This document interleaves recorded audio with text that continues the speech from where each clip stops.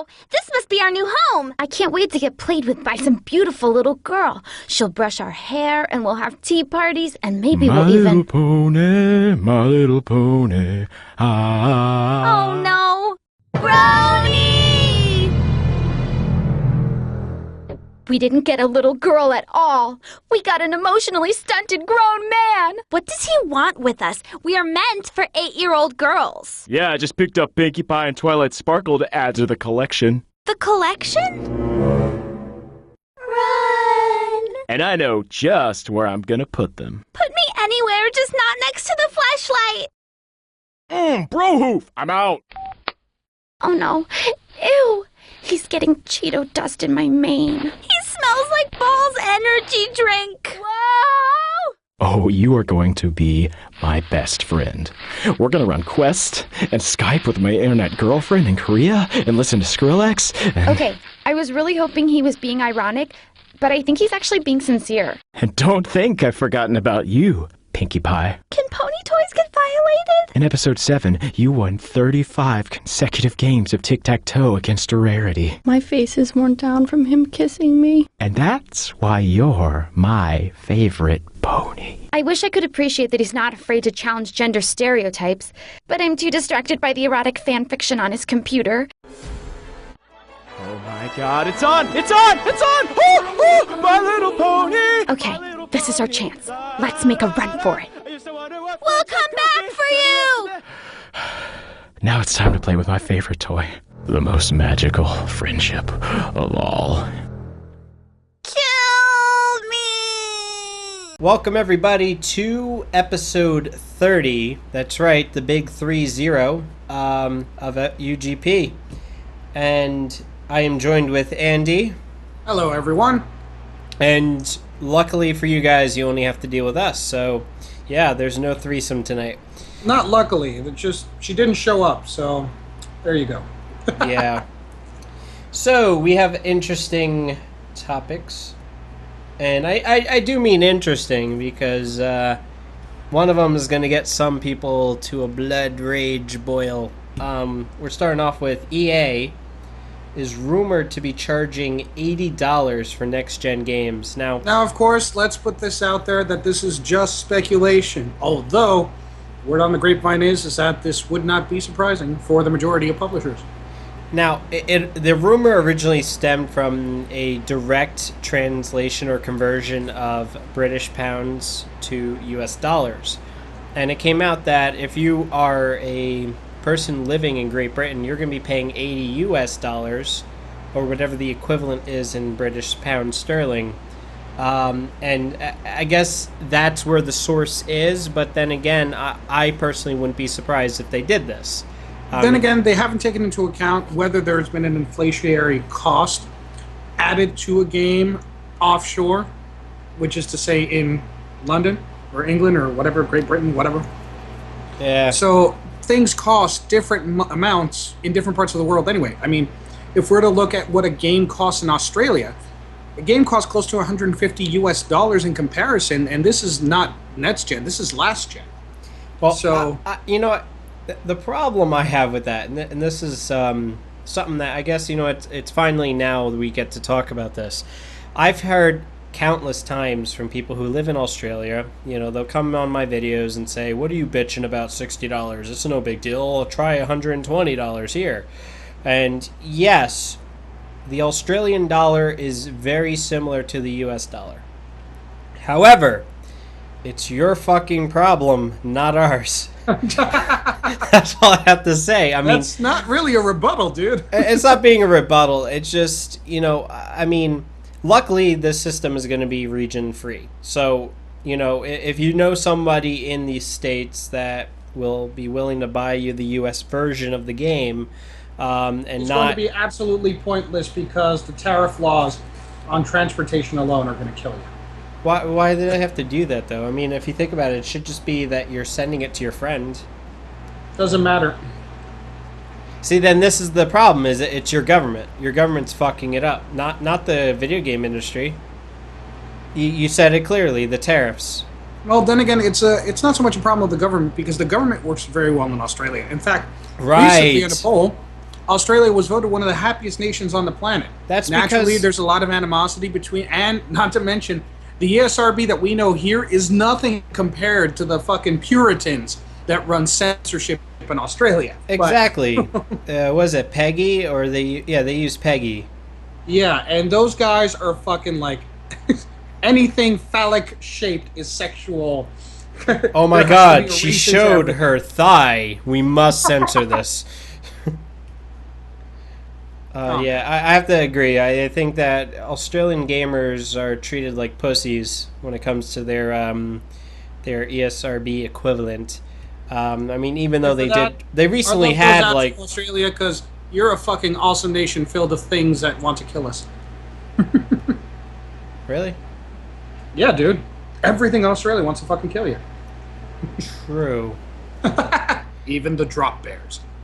If it's not the dingoes. Yeah, but I mean, if you think about it, $80 for a next gen game, that's complete bullshit. Even $60 is still stretching it.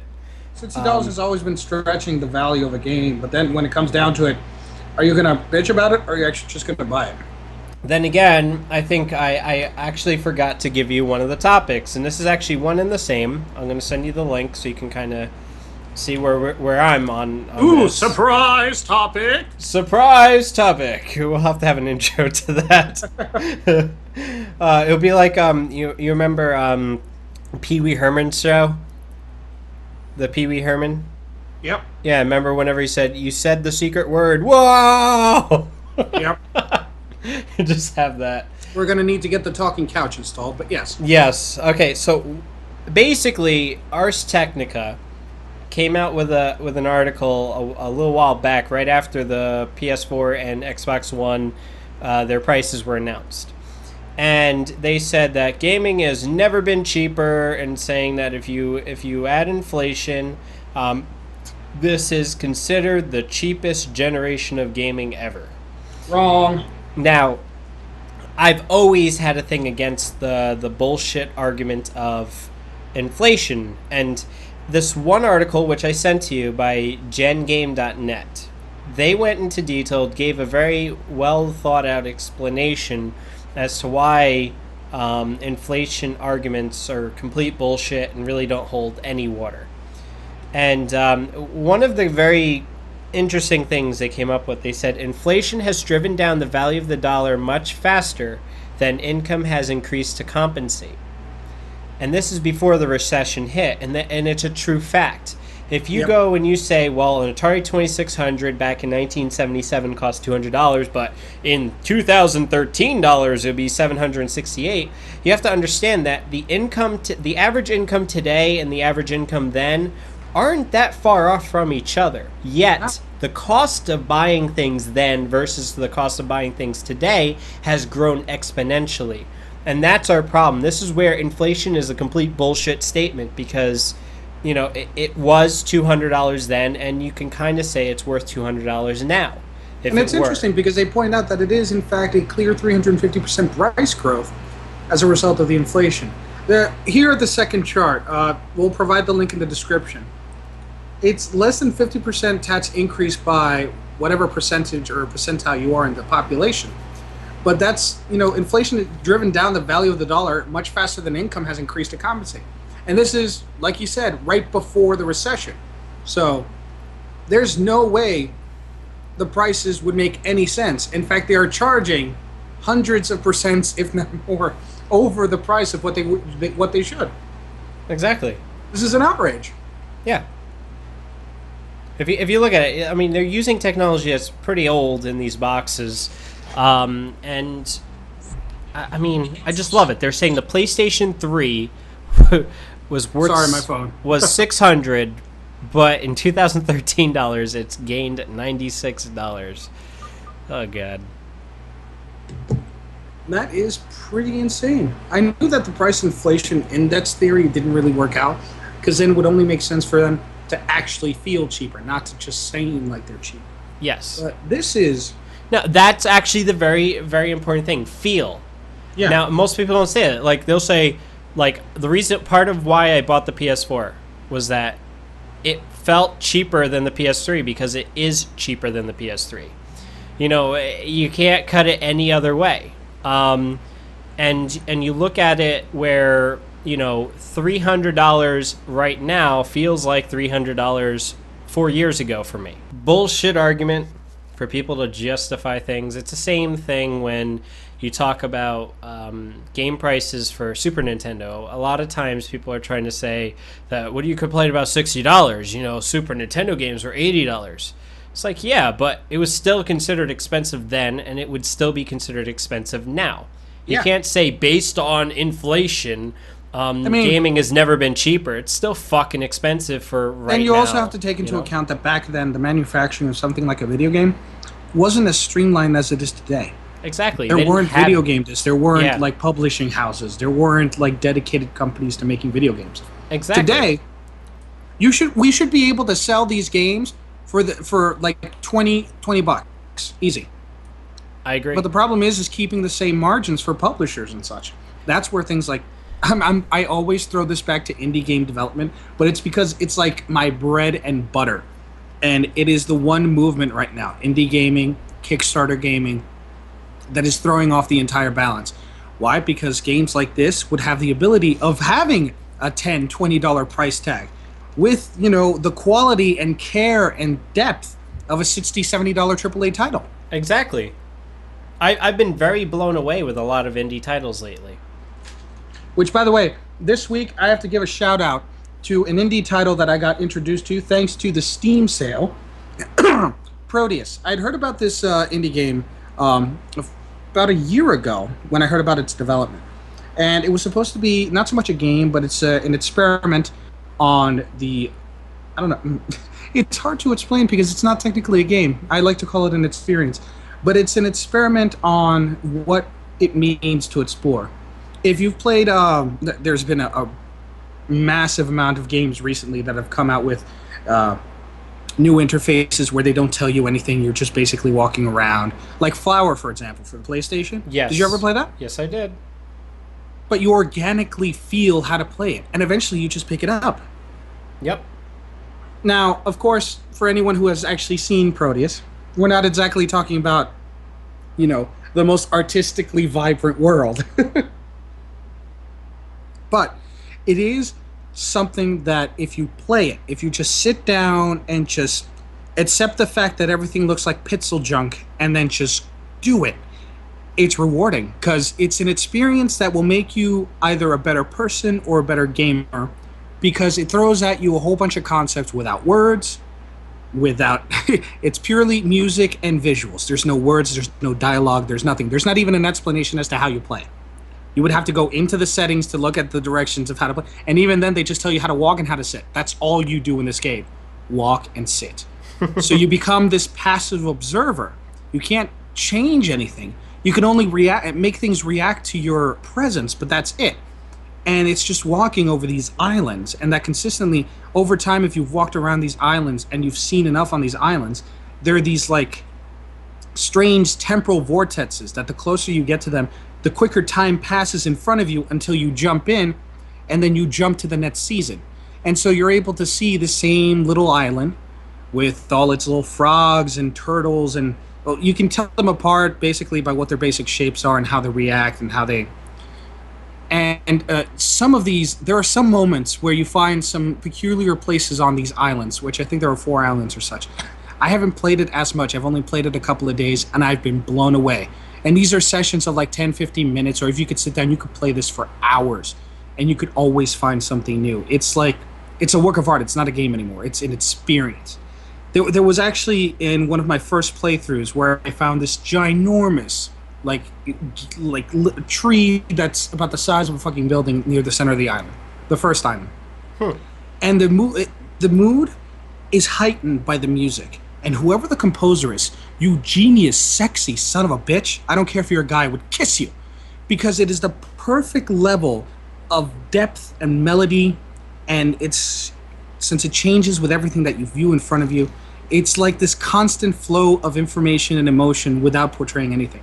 I mean, it was supposed to portray, from what I understood, a gloomy, almost like surprising feel, and I got it, and it was perfect, which was accented by this moment where I start hearing like a little like light tingling in the background, and I turn and there's a wolf's head peeking out from behind a tree, and that startled me. I was actually deeply afraid. It was a shock to my system. But the thing was is that it's not like, you know, Left 4 Dead scare or Resident Evil scares, or not even what's the other one? Dead Space scares, where it's just like, I'm shaking you, slapping you in the face, and I'm just sitting back. No, it was something that was more natural and organic, that you felt the moment you saw the wolf, the moment you saw the owl, the moment you saw the first shining frog, the moment you saw the turtles coming out of the ocean. It was like a thing. It was a moment that you remembered when you found the statues on the top of the mountain. Yet it was something that left something with you. And that's what a lot of games aren't doing. And that's what it's really hard to do in games. So for the creators of Proteus, my hat's off, my wallet is open, and you would have to be a fool not to buy it since it's only like $2 or $3. So go on Steam, please. If you do nothing else, if you have $2 in your pocket right now, give it to these people who are developing something that is beyond video games, beyond art.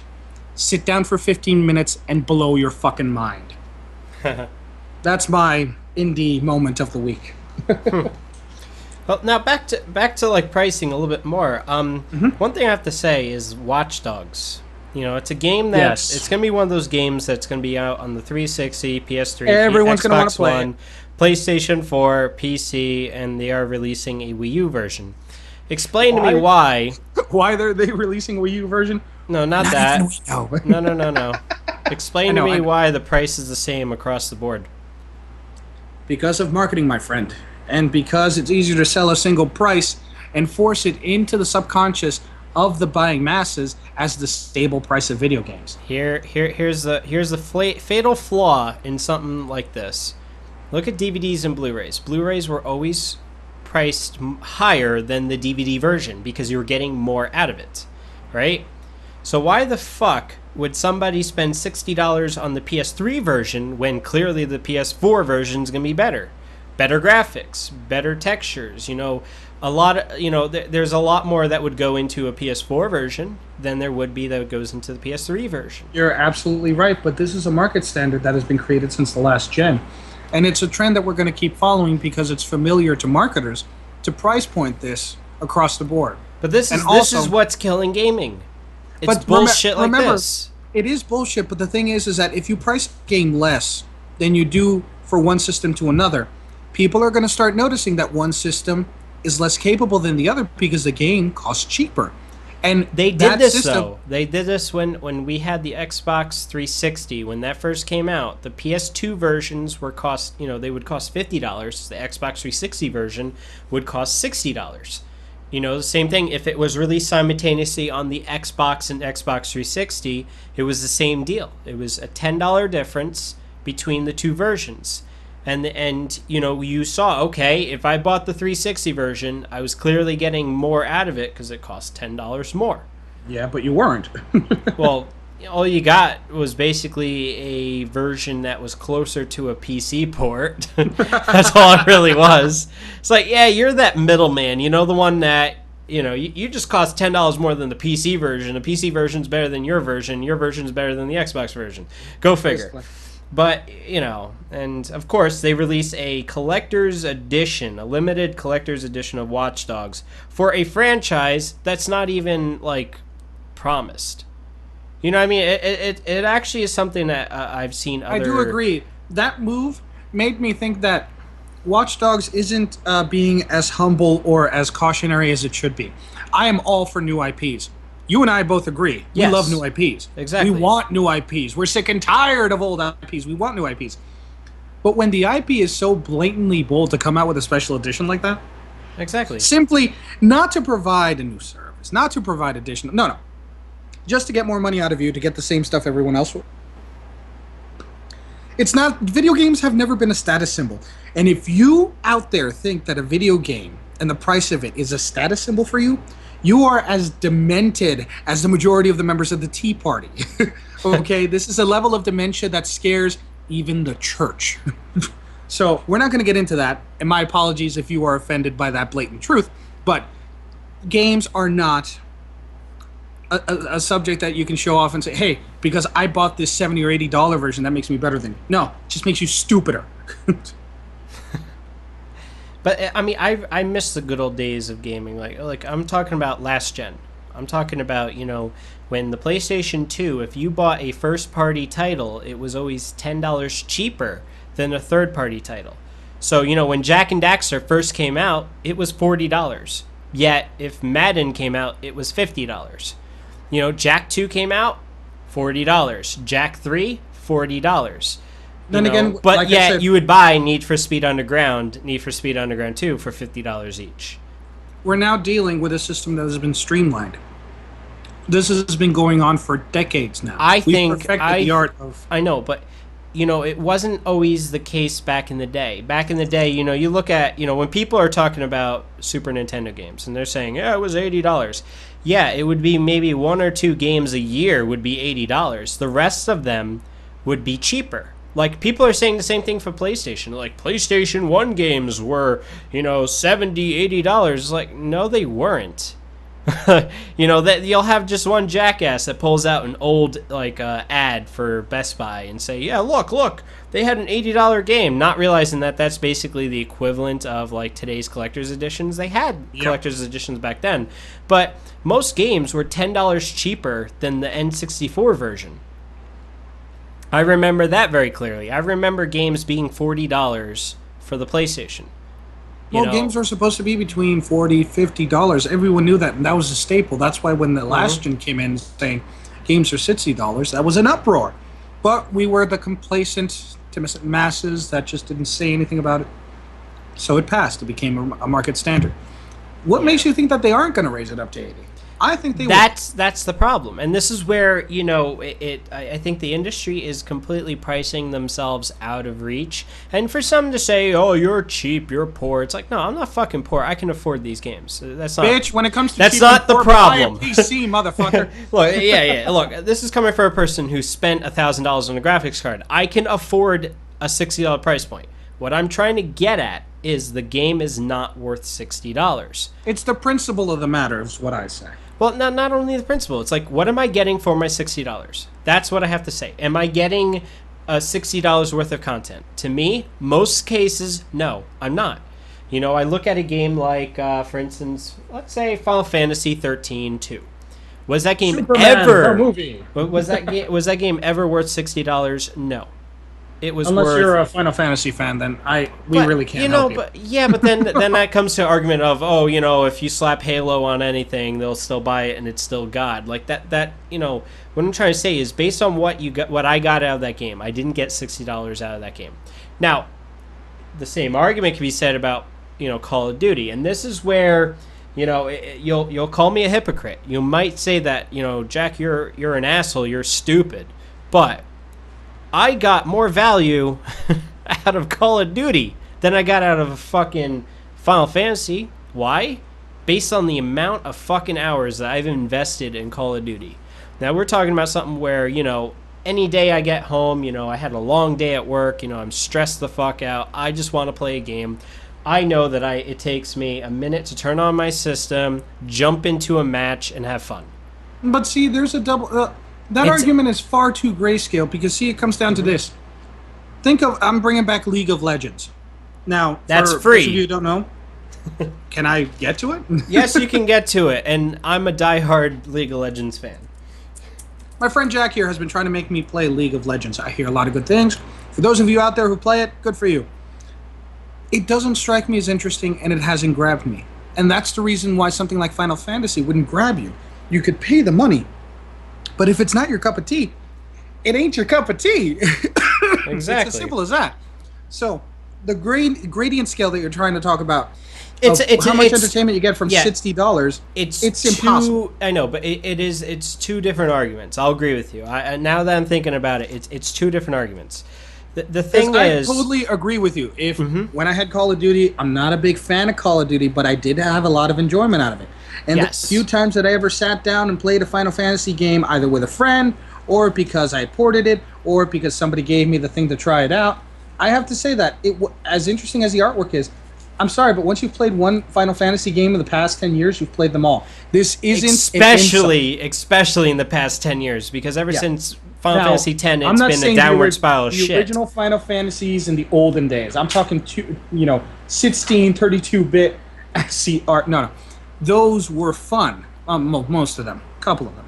But the thing is that nowadays with what's, I remember Squaresoft, but it's Square Enix now, since for years now, they're no longer about making the game interesting or engaging you. They're about art style, flashiness. Look at this. Same exact fucking battle system.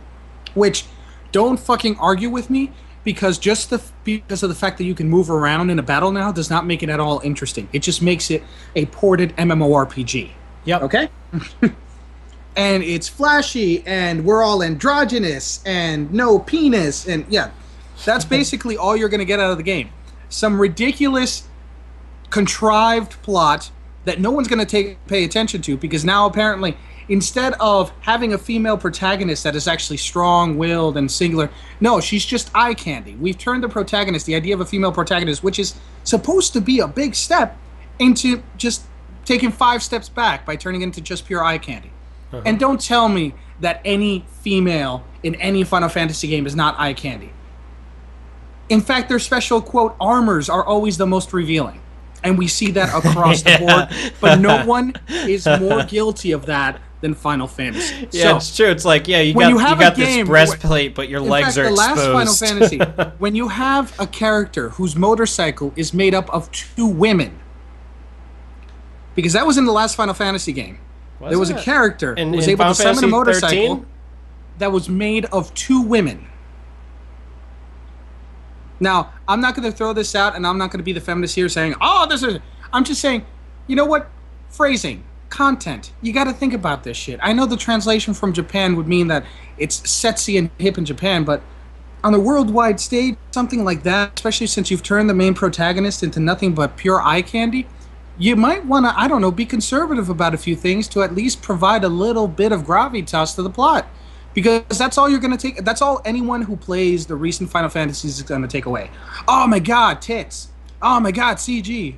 Oh my god, those 2 bitches turned into a motorcycle. That's all they took away. Shots. And call me a plebeian if you want. But personally, the bit of enjoyment that I got from a few Snorri snippets were minimal at best. And I have yet to see a Final Fantasy that truly catches, the subcockle regions, the heart and soul, the gut, that any good video game with a good plot will grab you. For example, something like System Shock 2. Also available on Steam. System Shock 2, which, I'm serious, they put it up on Steam in like $4 or $5? That's insane. System Shock 2 is like the cornerstone, the foundation of all modern FPS story games. What is it, BioShock was a work off it, a rip off of it? It wasn't a rip-off, it was made by the same people. It was made by the same people. I call it a rip-off not in a negatory sense. I mean a rip-off as in they took the same thing but made it steampunk, underwater. Hey, who doesn't like that? I'm not a big fan of steampunk. I like steampunk. I'm cyberpunk, man. I'm old school cyberpunk. Anyway. That's just my thing. I agree with you, and I agree on the idea of a scale for $60 and blah, blah, blah. But I think it should be scaled.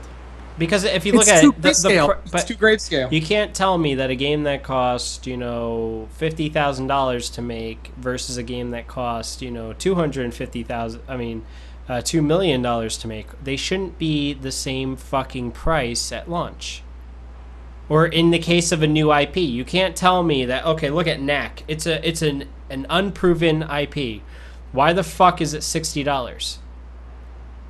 I'm already paying $400 for the system, and now you want me to spend the $60 on it.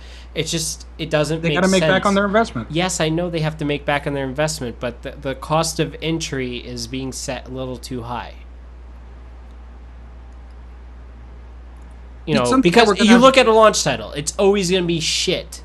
Yeah, I mean, you look at launch titles for the PS3.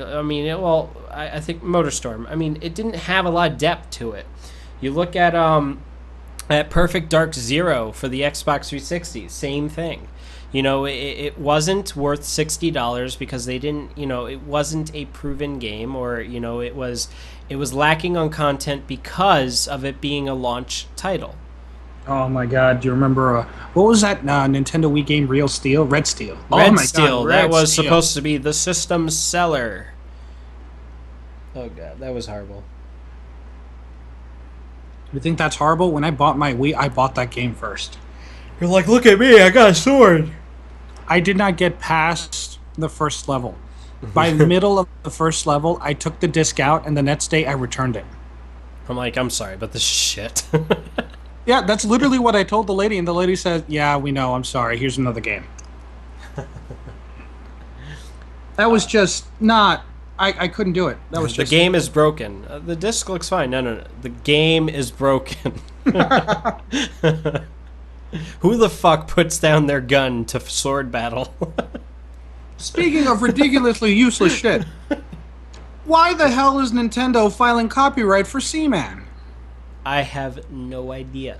Was this a big seller? Is there something that I don't know about this that missed me? Because last time I remember hearing about Seaman, that was a big mess. That was a huge loss. I remember it being a joke of a game. Like it's all like, you look at Hey You Pikachu. Remember that one? Yeah, Same wasn't shit. this something out of Sega? Wasn't this a Sega? Yeah, system? it was a Dreamcast game. Yeah, and I'm a fan of the Dreamcast. You could go back on the last few episodes. I am a Dreamcast aficionado. But Seaman, creepy as fuck. I still have my Dreamcast. Still do. Good man. I only own 3 legit games for it. I own 20 burnt games. I did them myself. Man after my own heart. Piracy for the win. Yep. Now, for Nintendo filing the copyright for Seaman, it's interesting, and we're probably going to see some title out of it, but you, as a Nintendo Wii U owner, would you ever buy a Seaman game for the Wii U? No. Do you know of anyone who would ever buy a Wii U Seaman game? Yes. Who? Kevin. That's right, folks. He said the magic word! Kevin! Anyway, but moving on to something that's a little bit more... Well, this is going to be a hot button issue. This will be a hot button issue. Go ahead. Forza 5 requires day 1 download to finish the game. What the fuck? You could tell that right now, this second, this is probably what happened, right? They're like, well, it's going to be an online-only system, so fuck it. Why finish the game and stamp it now? Yeah, they can install half of it and then install the other half later. Oh, fuck, we already pressed all the discs. We don't want to have to bother doing that again. Make it a DLC. Yeah, make it a DLC. There was one marketing guy that just walked in at the end and was like, I can solve your problem. Make it a DLC. You're insane. No. I'm savvy.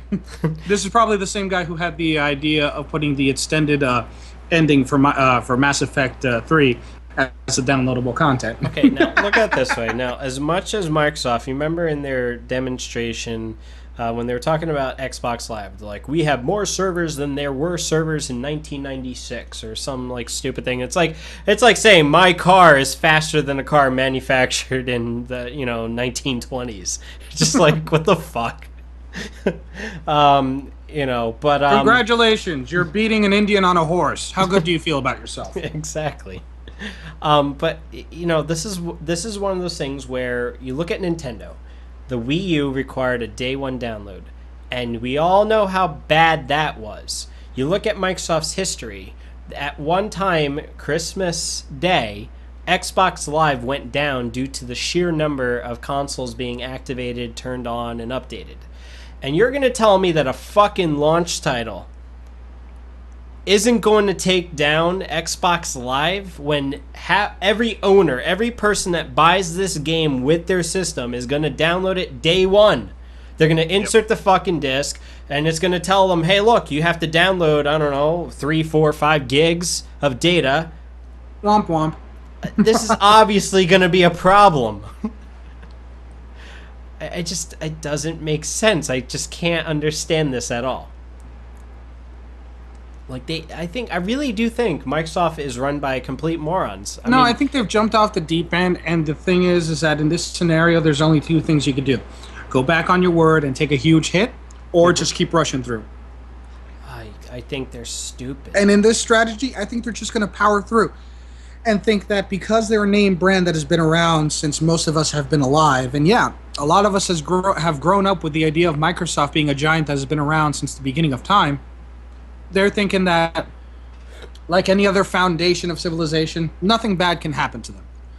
I'm saying we're not going to hear about Microsoft filing for bankruptcy, but we are going to start hearing less about their game system. I'm just saying. Well, look at it this way. You know, it was one thing that someone once said. They said that Microsoft's suffering from third-gen-itis. And it's the same thing. You look at Sony. Their third-gen console was a pile of shit. You know, Nintendo's third-gen system, which had a lot of great games, Was a pile of shit. but was a pile of shit. Sega's third-gen system was a pile of shit. Sega. And well, pretty much, yeah. They could not recover from the mistakes that they made on the Saturn. It was so bad of a hit. The Dreamcast was a wonderful, beautiful piece of technology, but it was such a huge hit. Like, not a good hit. It was such a hit in the gut that it destroyed Sega as we knew it then, which was to be a titan of video gaming. Everyone knew that Sega was the publisher. Why? Because if you were published by Sega, you were going to be in every single fucking household. Exactly. You remember that time, right? Exactly. There was a time where Microsoft did not exist in the gaming universe, and it was up by the three titans of PlayStation, budding with its new system and high-end technology, Nintendo with its pedigree and its knowledge of its user base, and the wild card, Sega, with its own system, its own parameters, and its own need to be both artful and utile at the same time. That was what dominated the world, and nobody thought it would ever change. And from one generation to another, Sega vanished. Nintendo slightly crumbled, but then regained itself by another loss. And PlayStation became the king of high-end systems, up until Microsoft got into the market. And then what happened? Microsoft, PlayStation, Microsoft, PlayStation. Nintendo, look at me. I'm important. Microsoft, PlayStation. Well, not quite for Microsoft's first generation Xbox. I mean, It had its rough patches. It was not an easy transition. Well, it wasn't. Well, the thing was that there were a lot of debates, like, oh my God, this is better graphics than the PlayStation 2. But the PlayStation 2 clearly dominated that generation, and yeah, the game generation because for every one Xbox game, there was already about 100 PlayStation. Exactly. PlayStation 2 was it one of the largest libraries of all time? Is and still is and will be one of the largest libraries of video games ever created. And I can enjoy every one of those fuckers on my PS3 because I have a backwards compatible one. Whoa! Now, this is, of course, another thing that I haven't checked entirely. I still have to check my numbers. But to my current knowledge, the only other library of games that could even rival PlayStation 2, and this is not coming from a PlayStation fan. I want to reiterate, I am not a PlayStation fan. I am a tech fan. But the only other library large enough to even begin to compete with PlayStation is the Japanese-only market for Sega Dreamcast. Yes. Which that still kept going. Yeah, they kept it going until past 2007. The last time a Sega Dreamcast game was actually made in Japan was in 2010. Yeah. Just a little factoid that, make things interesting. Yeah, I just wish that system succeeded, and I will never sell it. If you see the Sega Dreamcast now, it was basically a buggy beta version of the Xbox. Pretty much. I mean, it ran on Windows CE. It ran on Windows CE. It had a built-in media player. You can watch movies. You can listen to CDs. At the time, it was a DVD player, basically. No, it was one of the first. It didn't have a DVD, though. No, not a DVD player as we know it. It had one of those video CD drives. Yes, I have actually a video CD. Yeah, where you threw it in and it ran like a CD-ROM. It spun up, and then you had a short movie in it. Yeah, you had a long movie, but it was like 4 discs for like the average movie. Oh yeah, and the quality was horrible. Yeah, it was a short movie in each disc, which was basically a segment of the large movie. Think of it like 8-tracks CDs.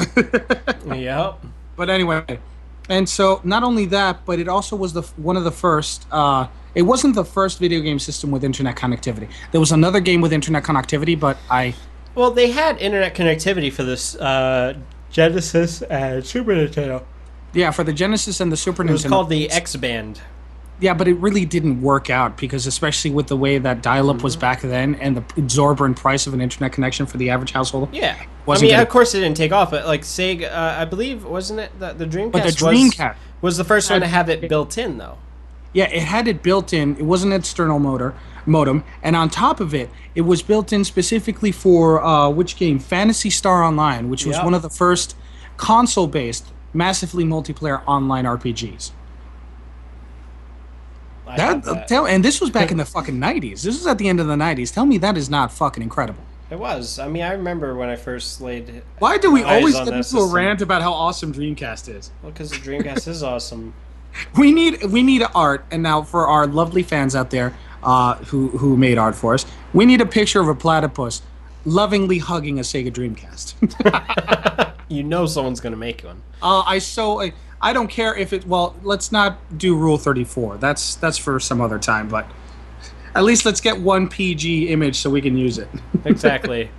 Yeah, but you know, you look at all of that. I think Microsoft and the Xbox One. Look, if you're one that pre-ordered it, you know, I wish you good luck with it. But I just be prepared for a lot of problems.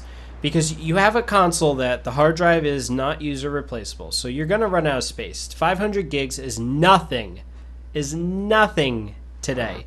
No, especially in the age of like huge game saves with games Exactly. that was complicated. Yeah, no. Well, the fact that all the games are installing onto the hard drive and all that shit. You look at Brilliant that. idea for a PC, not for a console. Just to let you know, Steam is running on a 4 terabyte hard drive in my rig. Just putting it out there.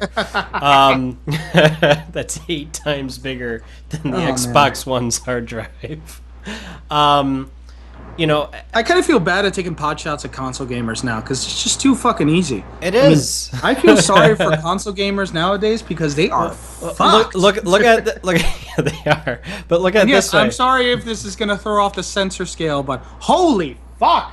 It's just, damn, it's not fair anymore. Look at it this way, right? My hard drive can fail, and while my rig is running, I can hot swap the hard drive. I have that set up. So yeah, you I have could the, just pull the drive out, throw another one in, and there you go. Can you do that on your PS4? No. Can you do it on the Xbox One? Good luck trying to get the damn thing no, open. you can do it, but you can only do it once. Just like any other person. You can stop a bullet once. It just, God, I guarantee it. I am making the statement right now, and I'm sure, Andy, you will support me all the way. The Xbox One will take down Xbox Live within the first fucking week of its launch. I am betting money on that. I guarantee it. It's going to happen. It's going to happen. You know how like the odds are just becoming increasingly better that it's going to happen because okay, it wasn't bad enough that the system has to have a day one update, but On top now of which, every single game needs to be connected and updated in order to be enabled in the system. true And now every single system not only does it need an update, but in order to work and to sign in, it needs an additional update. exactly. Then on top of that, you have one of your most sought after launch titles. You have all the die-hard Forza fans, and that still for some reason find your system worth spending money on. And what's that? What's that? It needs an update. Boom.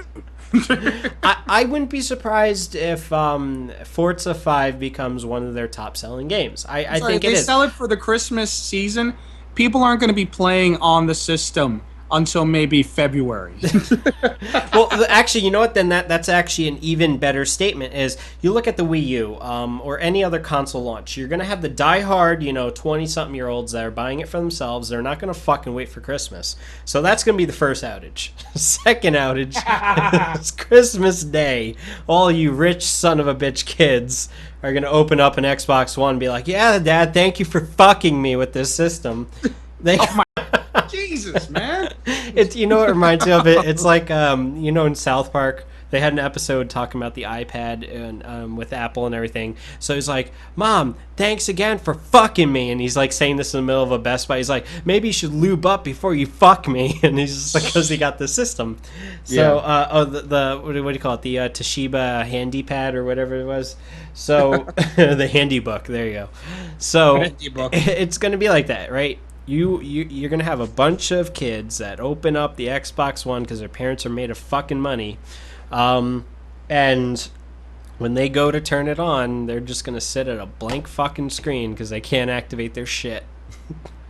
And that's not Meanwhile, the people who buy a PlayStation 4 will be enjoying Knack, will be enjoying Killzone, will be enjoying their system without No, they're not having... going to be enjoying it because PlayStation's going to suffer the same outage. But PlayStation doesn't require the internet.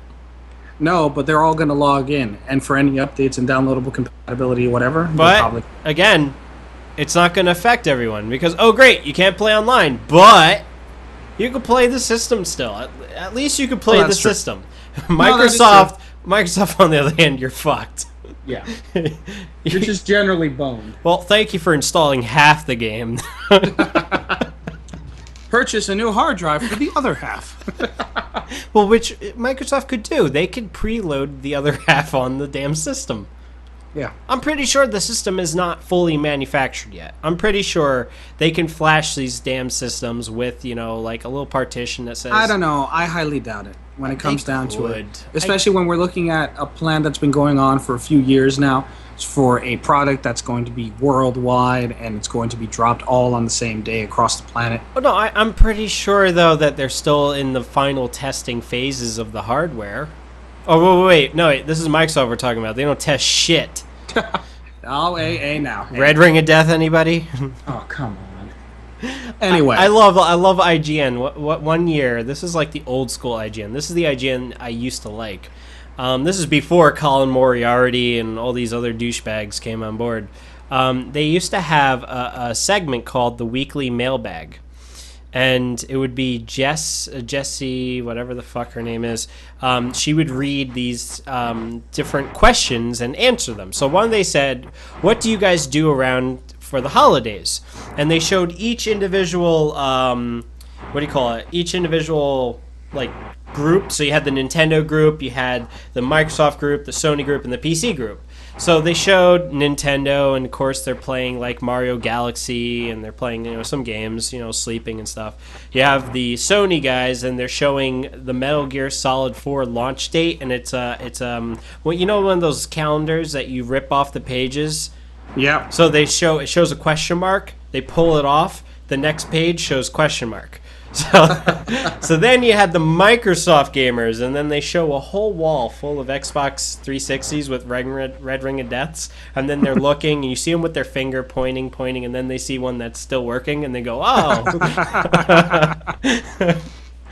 That's the stuff I remember. That that's like nostalgic now.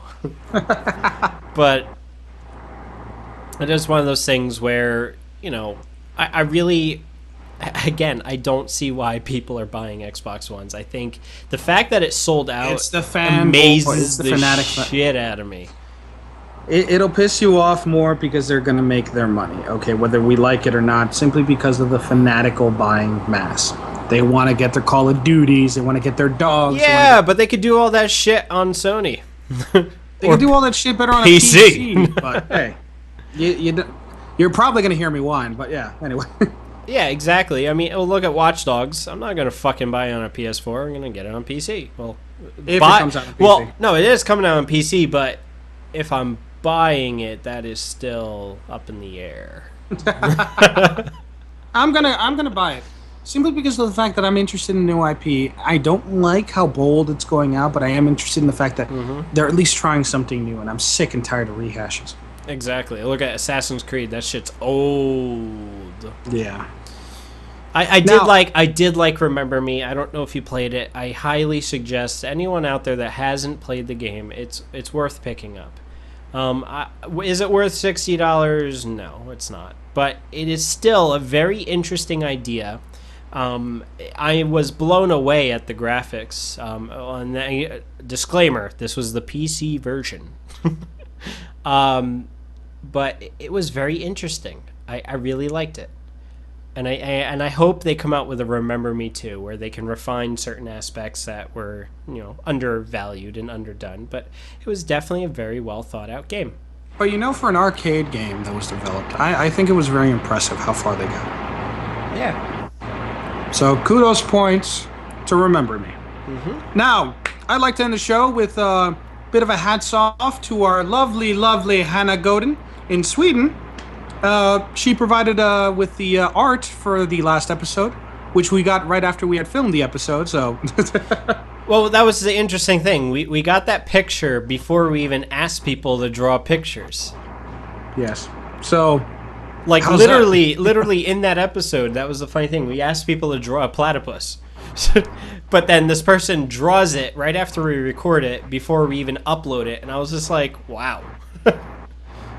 So now, Hannah Godin has a DeviantArt page, bitterchardonnay.deviantart.com.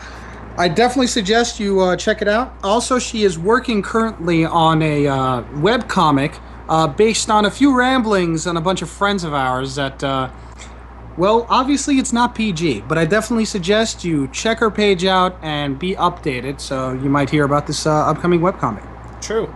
And we have a new contest or some sort. We've been looking to have a predefined intro. I mean, yes, I tend to take a lot of other YouTube videos and throw them in as like, hey, look, here's something relevant to what we're discussing.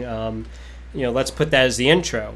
But, it's difficult to find funny things all the time, and I would prefer if we have our own kind of, hey, look, we're on episode 30, we're now established. Let's finally have an official video intro for our show. And also because Steam is having a huge sale. Yes, we'll get to that part. Because let's face it, folks, we ain't rich. We ain't rich, no. But we're looking at if you guys can submit, and the way you can submit this is, you could personal message it myself and make the video private or public. It's all up to you. Send me a private message with, in there you can link your video.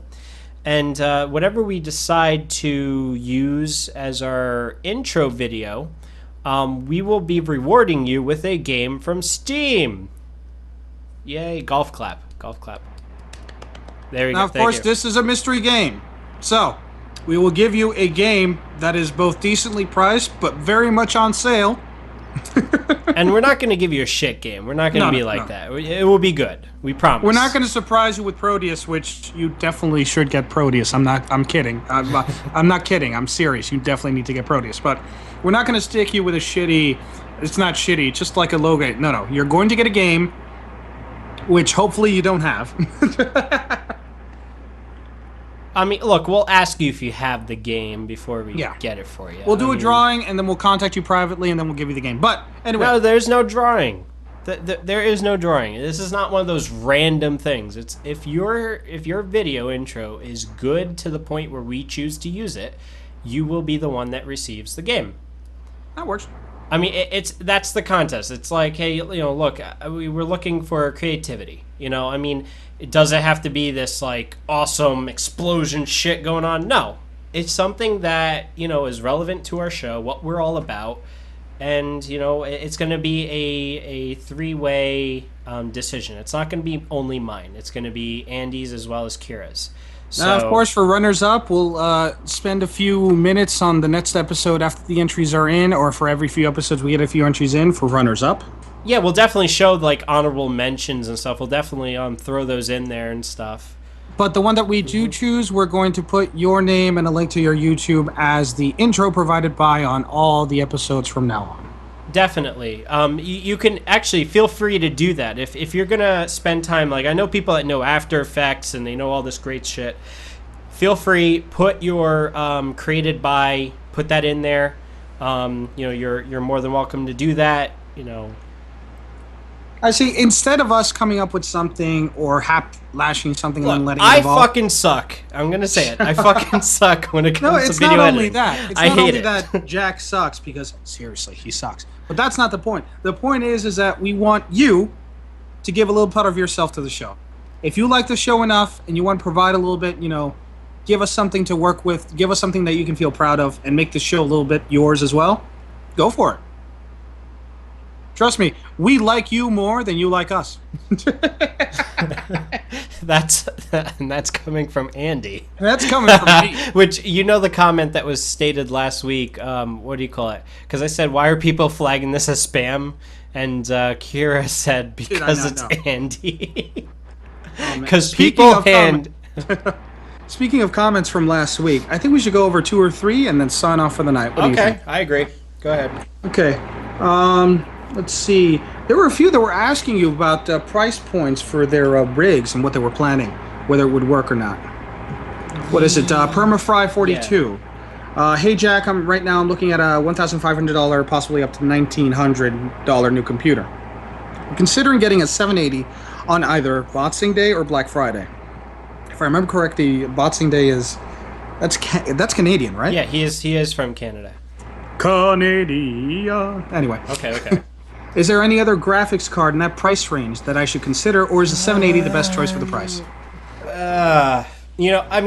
Look, this is one of those things where I am a diehard NVIDIA fan. I always will be. The thing is, the 780, as good as it is, you can overclock a 680 to match the performance easily, and you will save several $100 by doing so. I don't know. It's if you buy a 780, there's nothing out there that will stress the shit out of the card. It all depends on what resolution you're using. But if your price range is just under $2,000, then I would say go for it. The problem I have with ATI cards is, yes, in very few games, they tend to dominate and really blow away the competition. And we're talking about a game like Metro Last Light or Metro 2033. Those games, for some reason, love AMD cards. But the majority of games that come out... AMD! The majority... you are a diehard AMD fan. AMD! Sorry. But the majority of games that are released typically run better on NVIDIA hardware. Their driver support, I would say, is top-notch. They typically blow away AMD support-wise. You do pay a premium. That's the way it is, but you know what? I know that I'm going to do something that I utterly despise, and I'm going to agree with him entirely on this point. Simply because of the fact that since what we're looking at from your setup is unlimited funds and unlimited knowledge. I'm not saying that you're stupid. I'm just saying you probably don't take enough time to know the difference between CMOS hacking and BIOS hacking. Yep, which you can do.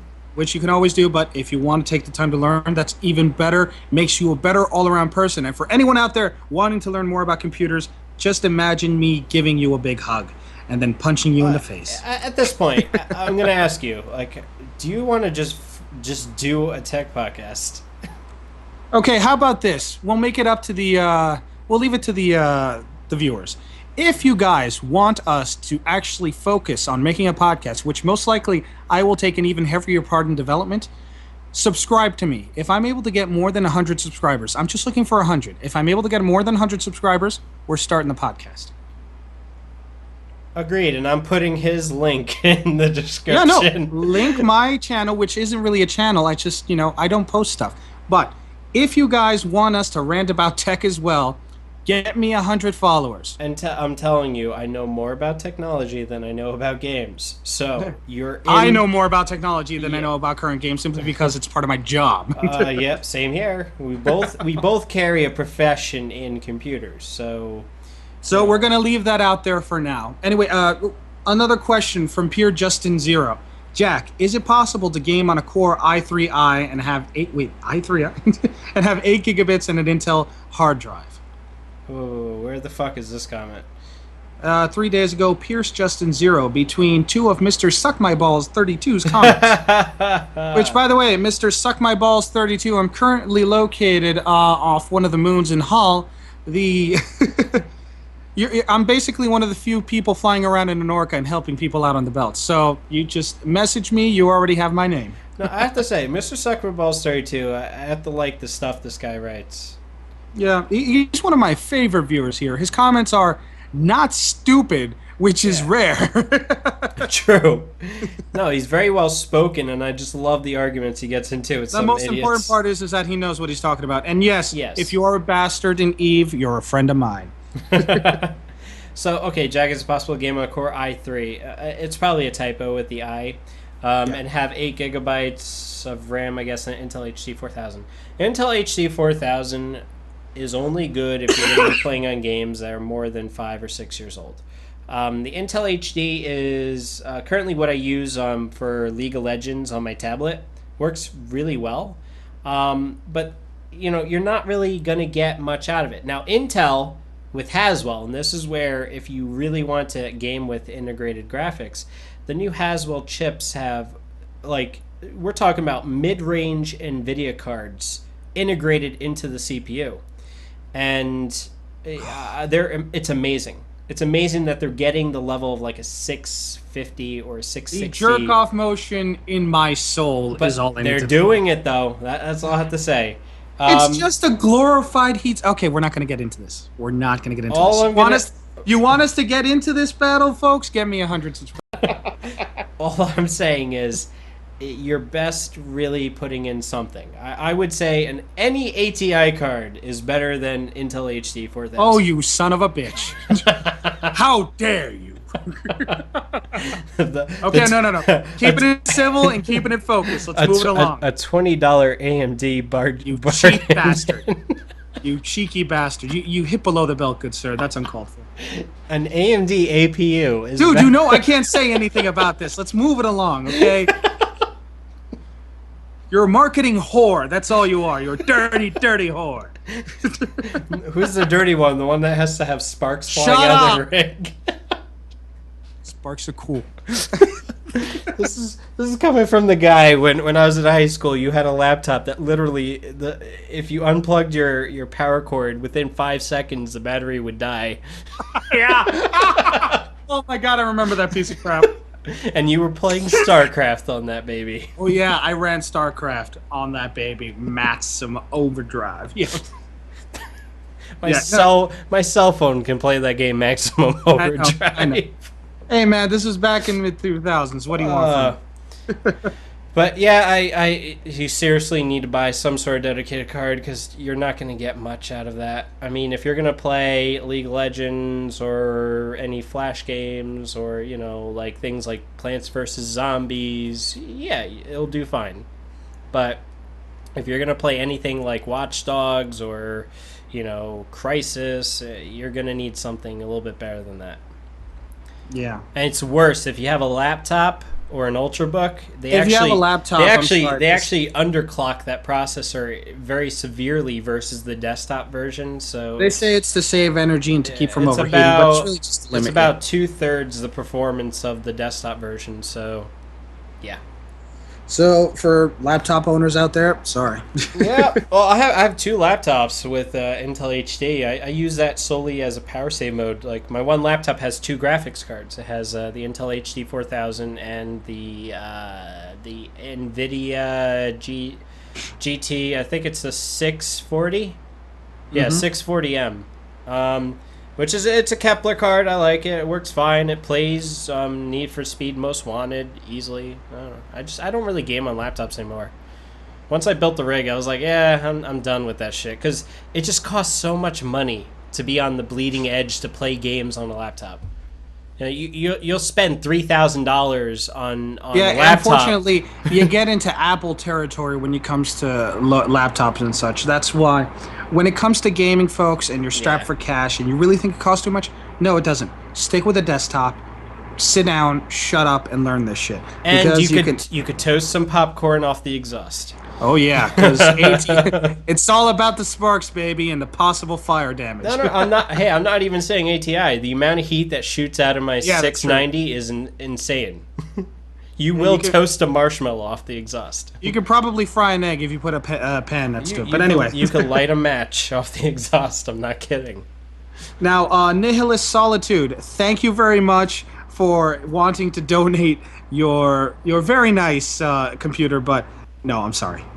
Yeah, it was actually that was insane specs. The ones that the guy was showing off. He's like, you didn't send a link or whatever. I mean, Where was it? Yeah. He put an i7 2600K overclocked to 410 gigahertz. On top of the GeForce GTX 580. 580 and 8 gigs of DDR3. DDR3. That's basically what version 2.0 of my rig was. Yeah. I had the pleasure of using a 580 once. That shit is hot. Like, I mean, it actually is hotter than my 690. Now, Red Knight is waiting until 2014 to buy the Wii U. I think it's pretty wise. Yeah, extremely wise, because you look at it. I mean, hey, in 2 weeks, Pikmin 3 is coming out. That game is a day one purchase for me. But the fact is, I have not turned on my Wii U in about a month. I think the last time I turned it on was when I bought Super Metroid for 30 cents, and I beat the game a day later. I love me some Super Metroid. I am Motherfucker Jones, Yes. who wants to fucking love you, Andy. I want to hug you so tight. We sword fight all night. Thank you for the invitation. That's very nice. Yes, when I read that one, I was just cracking up laughing. When I read this at work, you made my day. Thank you very much. I am Motherfucker Jones. And let's look for one more. Okay. Now, one final question, and we sign off. Mr. Suck My Balls 32, once again, one of our favorite viewers. Wait, doesn't the 660 have more? I'm guessing he was going to go with quad cores than the new 760. No, CUDA cores. Oh, sorry then. I like me some ignorance. CUDA cores. I mean, in all honesty, the only new thing that these new 700 series introduced was the thermal control from the GTX Titan, which isn't really that much of an improvement, to be honest, since if you know how to manage your fan curves personally, I think the OC software that came with the 600 series was better, since the power target had to do with GPU voltage and thermal envelope. Now, this is a guy who is very well educated. I have to give him an applause, because that is a very well thought out statement, very well informed statement. I would stick with the 760 because it is faster. Stock clocks, it's faster, and we're talking about people that may not necessarily know how to overclock. That's why I stick to it. Yeah, I would agree with you. If you had a 660 Ti, yeah, you're going to be able to overclock it, and it will smoke a 760 easily. But I'm just saying for the average gamer, the person who's getting into PC gaming, which obviously, the comment that he replied to was from the guy who was asking if he could use an integrated HD 4000. If you're a new PC gamer, you're not going to overclock. You're not going to be the type to do it. And that's okay. We're okay with that. Mm-hmm. We're just happy that you're going with a better choice. Exactly. It is a better choice. What I love is every emulator out there natively supports the Xbox 360 controller. Yeah. That's awesome. I'm playing PSP emulators on my rig, which, by the way, there is a PlayStation 3 emulator. Told ya! There is a PS3 emulator. And I was blown away. I was like, shit, they actually did it. Because it is one of the most complex architectures to emulate. It's an architecture that unfortunately can't, because of not only the architecture of the processor that they chose, but because their proprietary OS is just shit. Yeah. So whenever they try to build anything on that OS scale, it's just... Anyway. Save it for the Tech Podcast. Save it for the Tech Podcast. Which can be yours for a measly 100 subs. See, because I don't think we're going to get above 50. That's why I'm saying 100. I'm not voting against you guys. I'm just saying that if enough of you want to vote for me and subscribe to me, then not only is that going to force me to do the Tech Podcast, but if I get more than 100, I'm probably going to have to do a podcast of my own. I don't want to do that. But I probably will if you do. Okay, this is us signing off. Unfortunately, Kira, you get a strike. What? Yeah, sure. Strike one for tardiness. I'm sorry, but I'll point and laugh when you try to tell her that. No, I wouldn't, because she scares me. I know, that's why I like her. Alright, take care, guys. Look out for future episodes, and... Platypus, everybody! Good night.